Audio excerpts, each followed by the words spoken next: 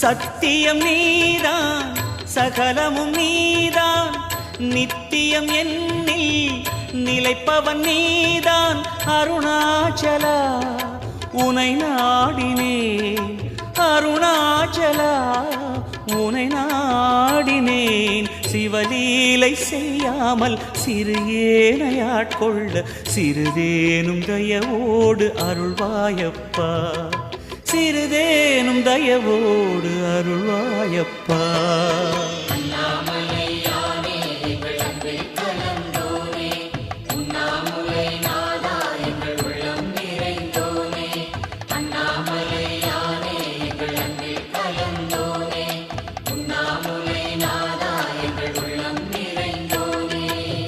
சிவமயமாக தெரிகிறதே சிந்தையில் சிவயோகம் வருகிறது.